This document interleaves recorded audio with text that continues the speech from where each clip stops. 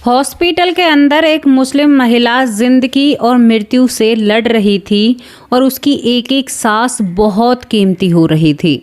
यहाँ पर पूरे घर का रो रो कर बुरा हाल था। ये जो महिला थी ना, ये जवान थी और इसके 3 बच्चे थे और यहाँ पर सभी सर पर हाथ रख कर कह रहे हैं कि तुमने ऐसा क्यों किया, तुमने बहुत गलत किया है।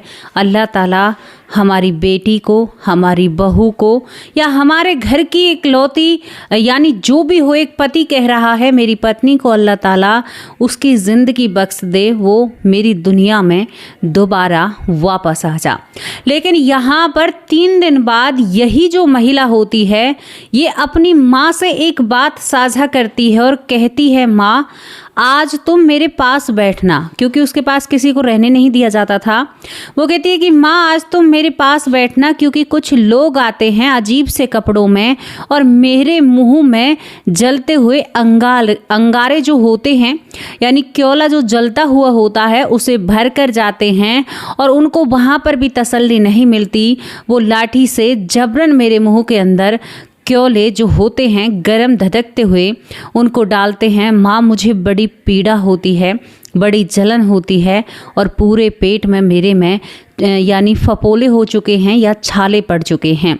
यहाँ पर उसकी अम्मी कहती है कि बेटा मैं तेरे ही दरवाजे के बाहर सोती हूँ, लेकिन मैंने तो किसी को आते हुए नहीं देखा। माँ के दिमाग में एक वहम दौड़ जाता है कि कहीं इस अस्पताल का जो पूरा स्टाफ है या अस्पताल के रहने वाले लोग मेरी बेटी के साथ कुछ ऐसा कर तो नहीं रहे हैं। लेकिन उससे आगे जब माँ बेटी बात करती हैं और उनके सामने जब एक बात आती है, तो यहाँ पर उस मुस्लिम महिला के जो माँ थी पैरों तले ज़मीन खिसक जाती है और एक सवाल उठता है कि ऐसा कैसे हो सकता है। आज एक रोचक सी घटना के साथ आप लोगों के सामने आई हैं, जो कि एक मुस्लिम धर्म से है। दोस्तों, इस घटना को जानने के लिए आप लोगों को हमारे साथ जिला नैनीताल चलना होगा, जहां पर एक लड़की होती है जिसका नाम, उसे प्यार से लोग मोहब्बत कहते थे, यानी उसका नाम मोहब्बत यानी बचपन में पड़ गया था। मोहम्मद कुछ ऐसा उसका नाम था, मोहम्मद या कुछ इस तरह का नाम था, लेकिन नाम जो बैक नाम है यानी जो लोगों ने बोलना शुरू कर रखा था वो मोहब्बत होता है। मोहब्बत बहुत खूबसूरत होती है और वो बहुत ही खुले विचारों की होती है। अपने जीवन में वो बहुत अच्छे से जी रही थी, कोई भी दुख तकलीफ नहीं होती है। उसका निकाह यानी निकाह करने के लिए पिता या उसके अब्बू उसके लिए एक लड़का तलाशते हैं। दोस्तों, यहाँ पर मोहब्बत के लिए एक लड़का तलाशा जाता है और लड़का तलाशने के बाद मोहब्बत की शादी यानी मैं कहूँगी निकाह उससे करा दिया जाता है या पढ़वा दिया जाता है। मोहब्बत अपने ससुराल पहुँच जाती है और ससुराल में जाकर उस घर को ही अपना मान लेती है, चाहे बेटी हिंदू की हो या मुस्लिम की हो, पराए घर उसे जाना ही होता है। किसी की भी बेटी हो, माँ बाप को छोड़ना ही पड़ता है। दोस्तों, यहाँ पर दूसरे घर को जब अपना बनाते हैं तो बड़ा कष्ट होता है। एक तरफ खुशी होती है तो एक तरफ दुख होता है, क्योंकि पीछे कुछ छूट रहा होता है। मोहब्बत अपने ससुराल में रस बिस जाती है, लेकिन मोहब्बत को जाकर पता चलता है, और यह पहले से ही पता था कि उसकी 8 देवरानी जेठानी हैं। कुल मिलाकर वो 9 देवरानी जेठानी होते हैं। बात कहाँ पर थी? मोहब्बत का जो पूरा परिवार था वो एक साथ रहने के लिए, यानी नाम था कि भाई ये लोग एक साथ रहते हैं, इनके घर की बंधी बुहारी है या एक लाठी है। देखो, पूरा कुनबा 9 बहुएं एक साथ रहना बहुत बड़ी बात हो जाती है। मोहब्बत उसमें रहती है। अब यहाँ पर दोस्तों मोहब्बत रह रही थी, लेकिन घर में आप लोगों को पता है कि जितना बड़ा परिवार उतने ही ज़्यादा मसले होते हैं, उतनी ही ज़्यादा परेशानियाँ होती हैं। मोहब्बत के घर में लड़ाइयाँ होती हैं। कभी जेठानी कुछ करती है तो कभी देवरानी कुछ करती है, कभी कहीं पे कुछ हो रहा है, आज मेरे बच्चों ने ये नहीं खाया तो तुम्हारे बच्चों ने इतना बेहतर खाया है, तुम हमारे साथ ये कर रही हो। ये किसी एक के घर की कहानी नहीं है। इसी तरह से मोहब्बत जाते ही गर्भवती हो जाती है। 9 महीने बाद वो एक सुंदर से बेटे को जन्म देती है। दोस्तों, वो बेटा करीबन 1.5 साल का होता है, 1.5 से 2 साल का वो दूसरे बेटे को जन्म देती है। और उसके बाद यानी मोहब्बत की शादी को 5 ही साल होते हैं। लड़ाई भी चल रही थी।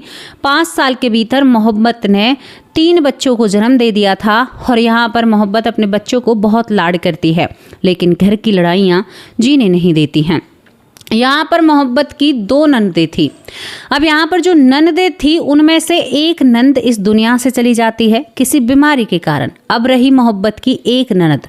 यहाँ पर मामला क्या था कि जो 9 भाई थे उनके बीच में जब एक लौती बहन होती है तो ये लोग अपनी बहन को बहुत चाहते थे। घर में कोई भी लड़ाई हो या महिलाएं आपस में लड़ती हैं, देवरानी जेठानी, तो मोहब्बत की ननद को बुलाया जाता है कि भाई तुम घर के मसले हल कर जाओ, तुम ही ऐसा कर सकती हो। मोहब्बत जब ये सब कुछ देखती है ना तो उसे ये बातें अच्छी नहीं लगती हैं। अब जब ननद फैसला करने के लिए आती है या भाभियों को समझाने के लिए आती है तो भाभियों को ये बात बुरी लग जाती है कि भाई तुम कौन होती हो, अपने घर में बोलो। यहाँ पर हिम्मत किसी की नहीं होती है क्योंकि वो 9 भाइयों की एक लौती प्यारी बहन थी। कहीं ना कहीं उस ननद का भी यही उद्देश्य था कि मेरे भाई एक साथ रहें, इनका परिवार जैसे नाम चल रहा है ऐसे ही चलता रहे। लेकिन उस यानी ननद को या बहन को क्या पता था कि आगे क्या होने वाला है। दोस्तों यहाँ पर कुछ और वक्त बीतता है। अब मोहब्बत पर जो घर में लड़ाइयाँ जोर जोर से होने लगती है क्योंकि मोहब्बत की एक जेठानी जो जुड़वा 2 लड़कों को जन्म देती है। जब वो 2 लड़कों को जन्म देती है तो वो लड़के बहुत ही ज़्यादा खून की कमी होती है, बीमार रहते हैं। इस बीमारी के चलते जो जेठानी है वो मोहब्बत से कहती है, जो मोहब्बत होती है, बार बार नाम नहीं ले रहा है, तो मोहब्बत जो होती है उससे कहा जाता है कि भाई इस बच्चों की देखरेख तुम करोगी। तो उसने कहा कि बच्चे जब इसके हैं तो देखरेख मैं क्यों करूँगी, मैं तो नहीं करूंगी। उसने साफ शब्दों में ये कहा। जब वो ऐसा कहती है तो मोहब्बत के जो पति होते हैं उस पर हाथ उठाते हैं, तुम क्यों नहीं करोगे, हमारा परिवार एक है। यहाँ पर एक और बात आपको बताऊं, यहाँ पर एक बात कहना चाहती हूँ बीच में। आप सऊदी अरबिया चले जाइए या सऊदी चले जाइए, वहाँ पर हल्दी की रस्म मुस्लिम जो परिवार होते हैं उनमें नहीं होती है। साफ आप कहीं पर भी चले जाइए, लेकिन आप भारत में जो मुस्लिम देखेंगे वहाँ पर हल्दी की और मेहंदी की रस्म निभाई जाती है। हाँ, मेहंदी की रस्म होती है सऊदी अरब में, लेकिन हल्दी की रस्म नहीं होती, जो कि यहाँ पर ही निभाई जाती है। और मेहंदी की भी इतनी ज़्यादा खास सऊदी अरब में नहीं निभाई जाती है। तो मैं आपसे क्या कहना चाहती हूँ आप समझ चुके हैं। दोस्तों यहाँ पर ये सब कुछ देखकर मोहब्बत जो होती है वो टूट जाती है, कहती है कि अब इस परिवार के साथ नहीं रह सकती। वो गांव जाने की बात करती है तो पति उसे डांट लगाता है। वो बिल्कुल वो परिवार ऐसे रहता है जैसे एक हिंदू परिवार रहता है। जब घर में ये सारी बातें होती हैं तो मोहब्बत ने एक फैसला लेने की ठानी। फैसला क्या होता है, 1998 की बात है, आपको मैं बता रही हूँ। मोहब्बत ने सबरे घर को आश्चर्य में डाल दिया। अनाज में जो गोलियां होती हैं वो बिल्कुल बुरादा बनी हुई थी। शायद वो लोगों को डराना चाहती थी, लेकिन उसने लोगों को डराने के चक्कर में, अपने परिवार को या अपनी ननद को डराने के चक्कर में उस जो बुरादा था गोलियों का, उन्हें वो पानी के साथ पी जाती है। दोस्तों जब तक उन गोलियों का असर नहीं होता है तब तक तो वो घमंड के कारण घर में बैठी रहती है। लेकिन देवर जो जेठ होते हैं जबरदस्ती राजदूत बाइक जो होती है उस पर बिठाते हैं, जबरदस्ती उसे अस्पताल ले जाया जाता है। लेकिन रास्ते में ही उसका उस जो वो ने जहरीला पदार्थ जो खाया था उससे उसका जी घबराने लगता है और इतनी जोर से उसका जी घबराता है कि वो पानी मांगती है। लेकिन पानी नहीं दिया जा सकता था क्योंकि पानी पीते ही वो पूरे शरीर में फैल जाता।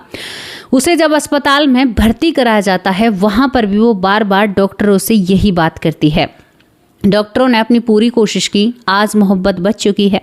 कल का दिन भी निकल जाता है, मायके वालों को पता चलता है। मायके वाले जब आते हैं तो मोहब्बत के पिता कहते हैं कि चौधरी साहब आप फिक्र मत कीजिए, मेरी बेटी ने जो किया है वो गलत किया है, बिल्कुल गलत किया है। ऐसी घर में लड़ाइयाँ किसके में नहीं होती, इसका ये मतलब थोड़े ही है अपनी जीवन लीला को समाप्त कर लें। दोस्तों यहाँ पर 3 दिन तक मोहब्बत से किसी को भी मिलने नहीं दिया जाता, लेकिन वो कांच के अंदर से भी कहती है कि मुझे पानी पीना है। घर वालों की तरफ इशारे करती है, लेकिन उसकी बात को कोई भी नहीं मान सकता था। पानी देना यानी इसको जल्दी से जल्दी इस दुनिया से दूर भेजना। मोहब्बत की आंखों में आंसू होते हैं। वो तीसरे दिन बोलने लगती है, पहले इशारे करती है फिर तीसरे दिन बोलने लगती है। यहाँ पर दोस्तों मोहब्बत के चेहरे में उस जहरीले पदार्थ की वजह से पूरा चेहरा यानी जो मुंह होता है वो जल चुका था बहुत बुरी तरह से। लेकिन दूसरी तरफ जब मोहब्बत की माँ उससे तीसरे या चौथे दिन मिलने के लिए जाती है तो मोहब्बत रोती है और कहती है कि मुझसे बोला नहीं जा रहा है। वो जीवित थी, डॉक्टरों ने कहा था कि कुछ भी नहीं कह सकते। अगर ये 1 महीने तक सर्वाइव यानी 1 महीने तक ये कोशिश करती है, जीने की इच्छा होती है, तो ये बच सकती है, वरना जो नुकसान हुआ है ना उसकी भरपाई तो इसे करनी ही होगी।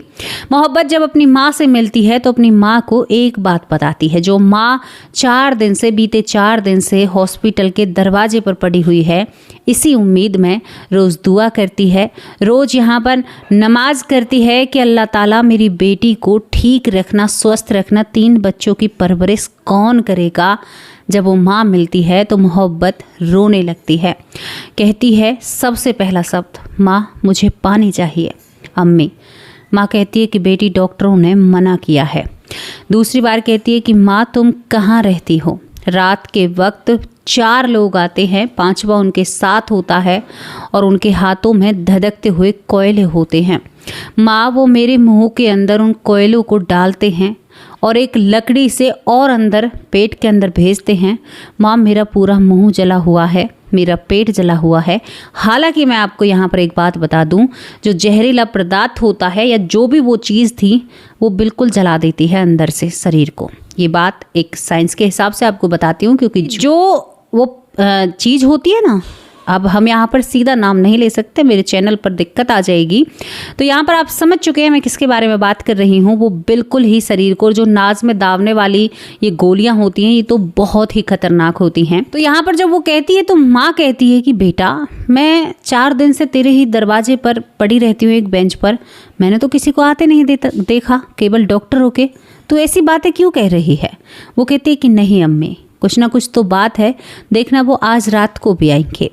दोस्तों यहाँ पर माँ कहती है कि आज मैं पूरी रात नहीं सोऊंगी, तो चिंता मत कर। वो अम्मी कहती है, मैं माँ कह रही हूँ। तो यहाँ पर पूरी रात वो अम्मी बैठी रहती है।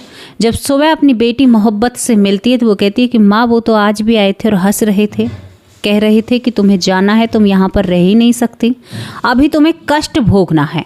उन लोगों ने माँ मुझसे ये कहा है कि अभी तुम्हें कष्ट भोगना है, तुमने जो तुम्हें ये जिंदगी दी है ना, तुम्हारे हिसाब से नहीं है, तुम अपनी मर्जी की मालिक नहीं हो सकती।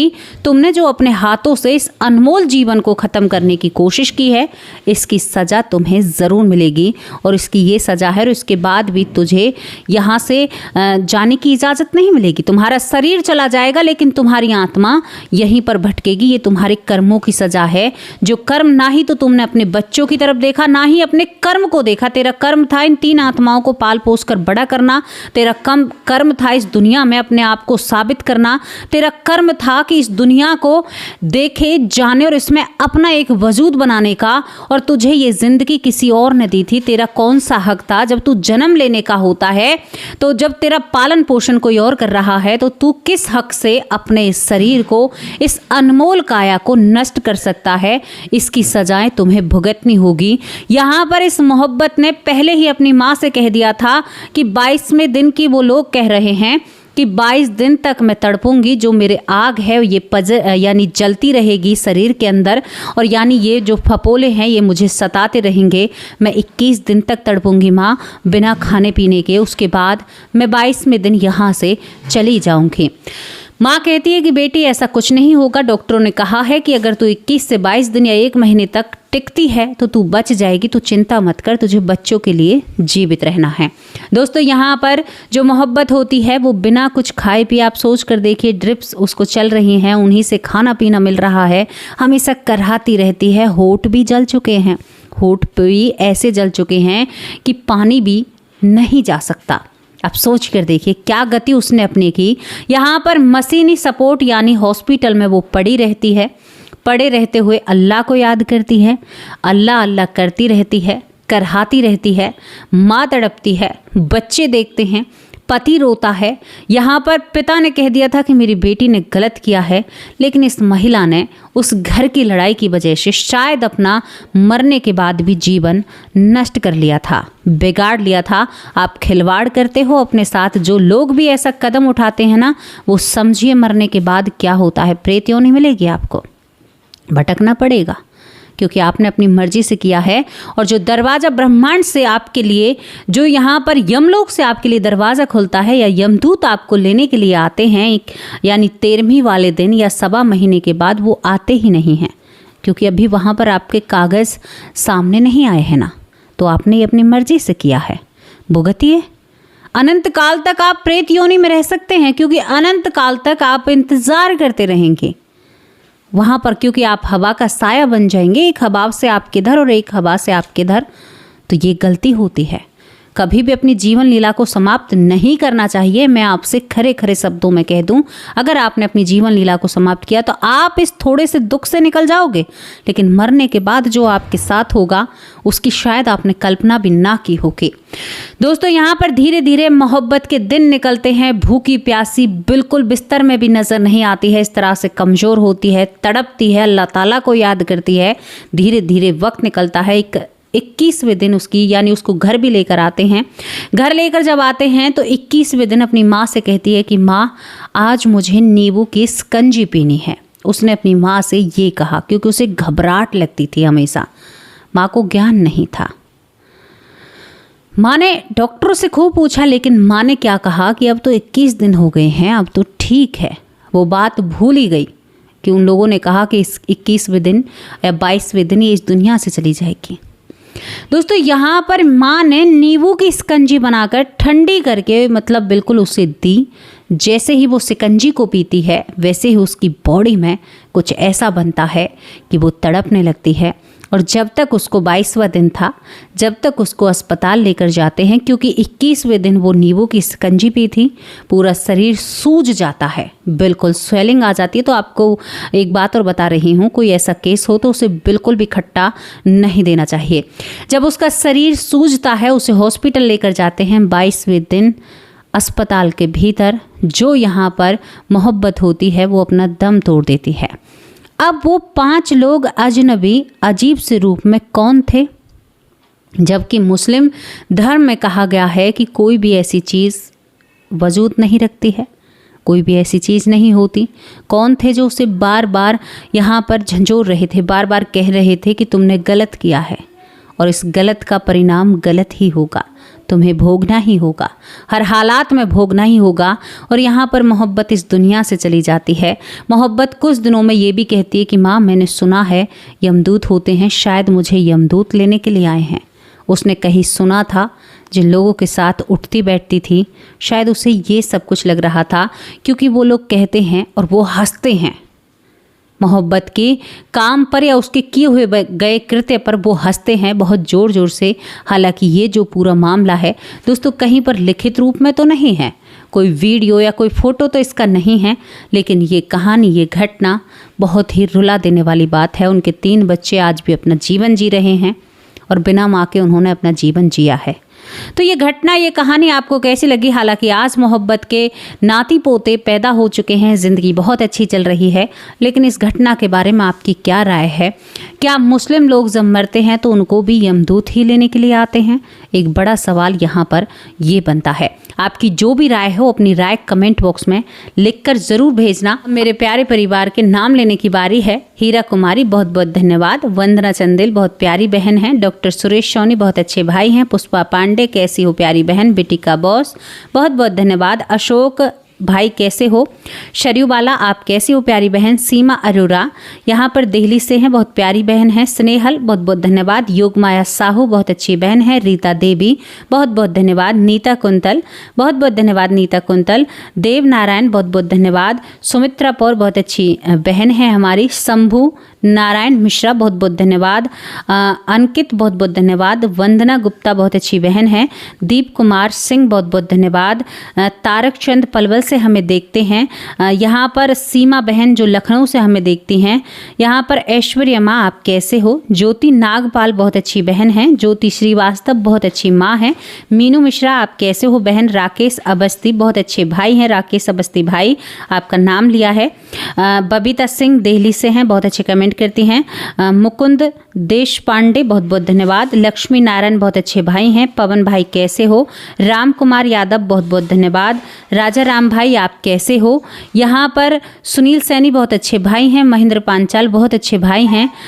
नंदा सिंह, बहुत बहुत धन्यवाद। राजेंद्र सिंह भाई, कैसे हो? सुमन देवी, बहुत प्यारी बहन है।